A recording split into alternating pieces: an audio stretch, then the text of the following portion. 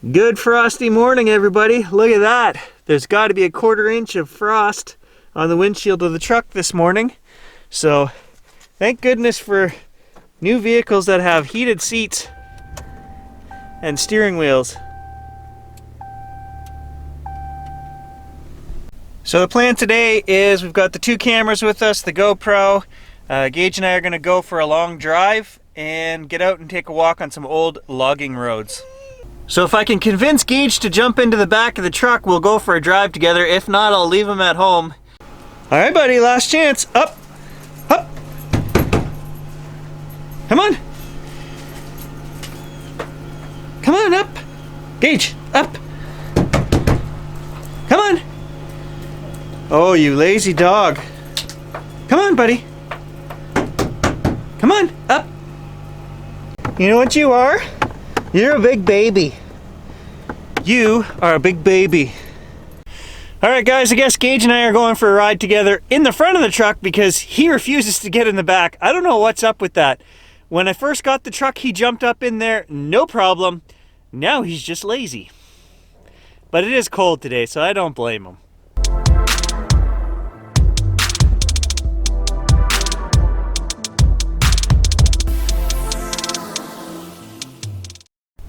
So I'm going to take a drive today about 60 kilometers north of here to some old logging roads, territory we've never been in, close to Temagami, and we're going to just look for sign in there, and we're going to get out and walk some logging roads. Like I've said before, I think if Bigfoot is a real creature and we're getting the cold temperatures that we're getting now, they're going to migrate through my area but head south, where winters are just warmer and more livable because there's no food here in the winter. There's 4 feet, 6 feet of snow, depending on the year and the area. And I don't know how a creature could survive. Unless they were hibernating underground, I think the only thing is migrate through here and head south. So let's go look for signs of anything moving on some of these old back logging roads. Ha! There goes a great big fisher. Is that a fisher? Yep. I pulled over to take a photograph here, and he just came out of the bush.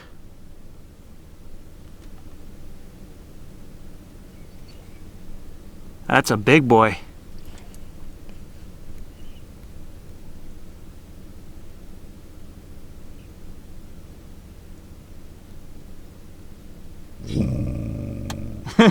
And Gage just saw him now. Anyway, I just wanted to show you guys the beautiful frost we've got this morning and how fast it's melting. We're up here at elevation now, so we've probably come up 1,000 feet from my place, and the frost is twice as thick up here.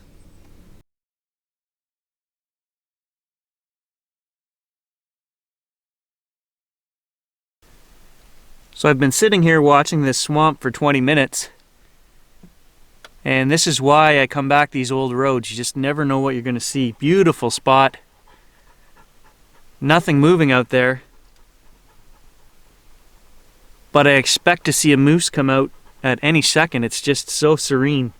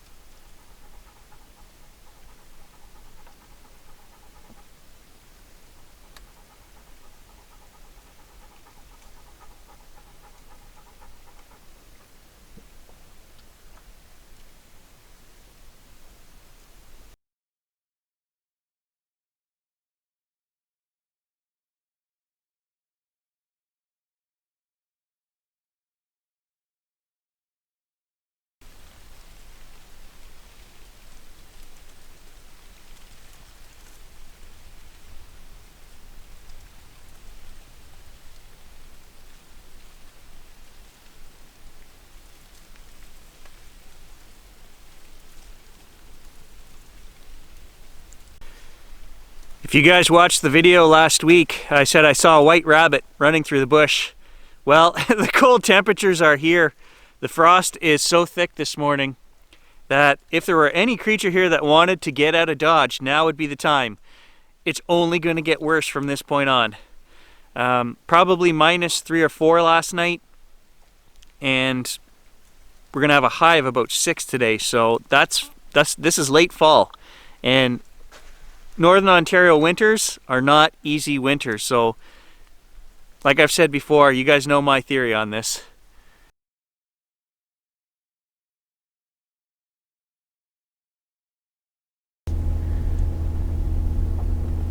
So what do we know about big animals that survive up here in these cold temperatures? Well, most of them are omnivores. Think of bears, right? They're going to eat plants and they're going to eat meat.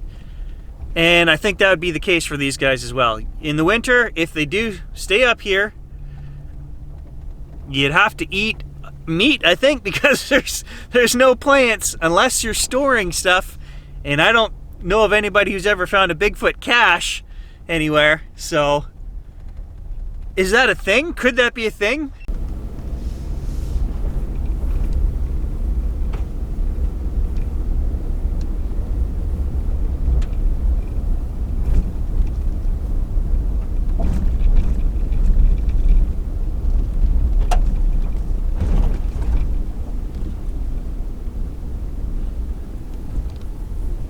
See a big old swamp over here to the left. So the deer avoid my place because of Gage now. They know he's there and he chases them. But another sign of winter this morning, I woke up to deer in the front yard eating the last of my wife's garden. You just get to a time and a temperature where animals say, I gotta do what I gotta do and I'll take that chance. So this morning there was 3 deer in the yard and they were just having a field day on the last of my wife's flowers.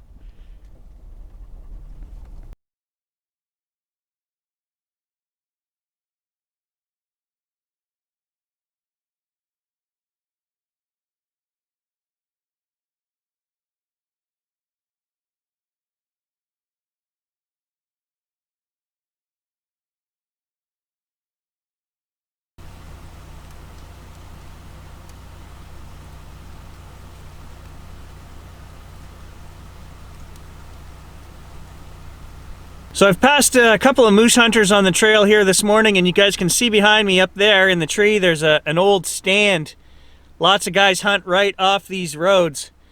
Shouldn't be, because you never know who's gonna come walking down the road or drive around the corner. Not a best practice, but you see it all the time.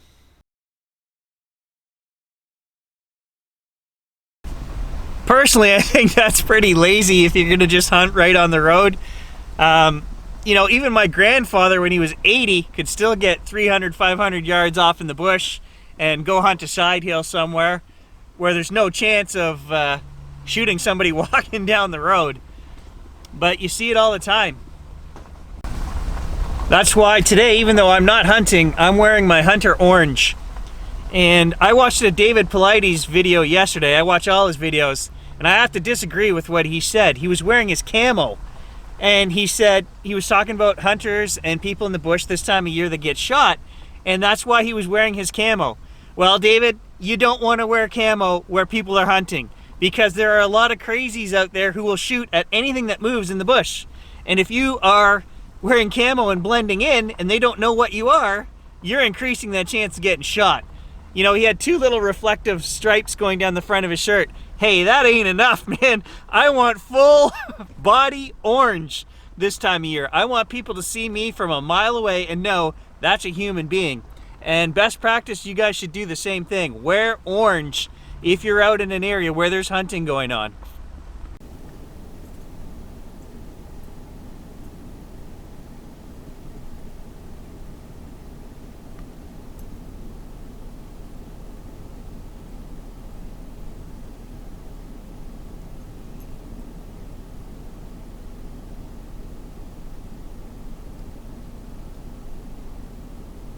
You never know what you'll see crossing these old logging roads back here.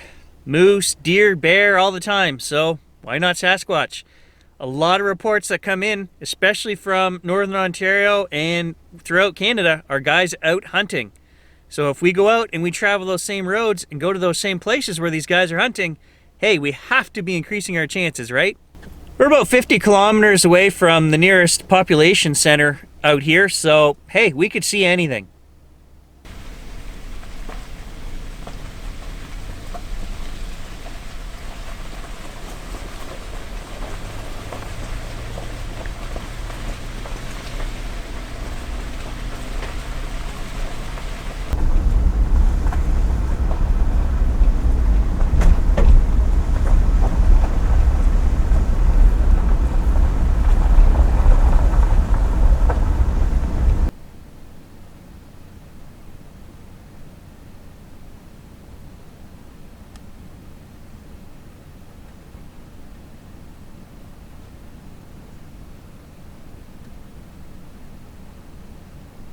So I've just randomly picked one old logging road here out of 100, and Gage and I are going to go for an hour walk just to see what we can see. Okay, let's get out and go for a walk.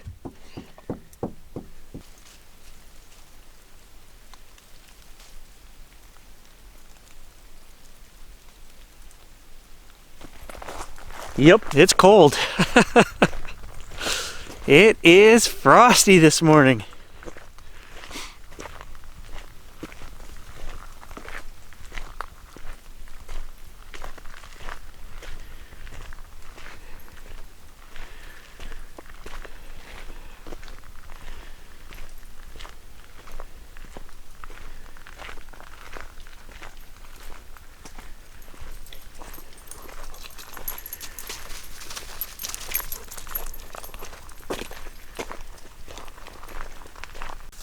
Well, I just thought that was a really cool rock right here, guys, so I thought I'd show it to you. Look at that.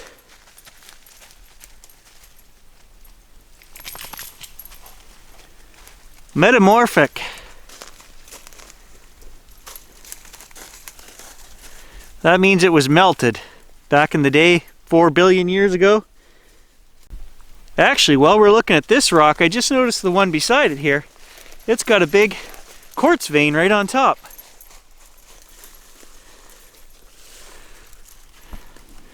Ha! They're both very cool. Actually, there is a garnet in that little piece of quartz I just showed you guys. I took a closer look. We are nowhere near the spot where my dad and I were looking. We're, 50, 60 kilometers from there. There's a tiny little garnet here. I'm going to show you guys. So you can see there's actually a bunch of little tiny garnets in here, but the one I was looking at with my eyeball is right here. Very tiny, but that is a red garnet. I wish I had brought my rockhounding tools with me. I would chip that off of there. It's just laying up on top, and it's nice and pink, and a really nice quartz specimen right there. And yes, in case you're wondering, we are going to go back and try to find that spot again. We think we were very close that day my dad and I went out, and my brother and my uncle and my dad and I have all talked, and we kind of agreed we think we know where it is. So that will be an upcoming adventure for sure. So this one has a twist to it right here.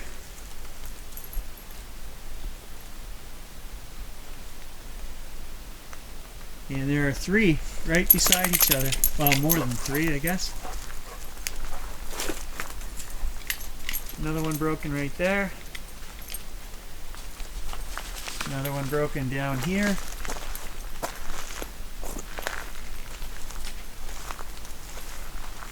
One that's bent over and one that's broken. And then up here there's a couple more.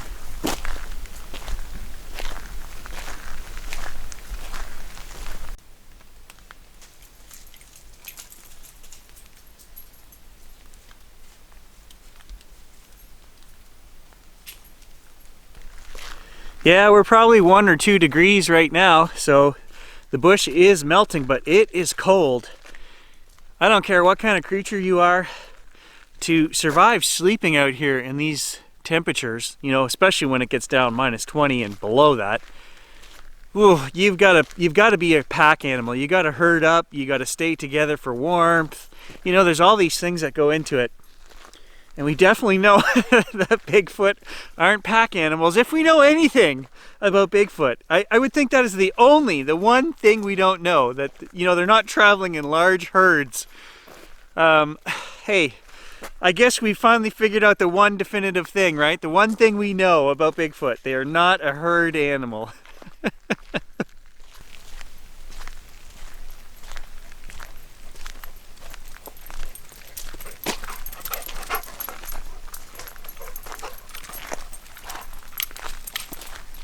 The bush can be almost meditative. You can just reset yourself when you're out here. I know you guys only get the talking bits, but I'll spend 45 minutes just standing watching a swamp or listening to all the melt that's occurring around me. It just resets your soul. And I encourage all of you guys to get out and enjoy, check out spend time in your wild places that you have around your house. If you don't have any, plan a trip, you know, even just a day or two every month could totally revitalize you. Why couldn't something just run across the road right now while I'm filming, while I'm standing here quiet? Well, it could happen.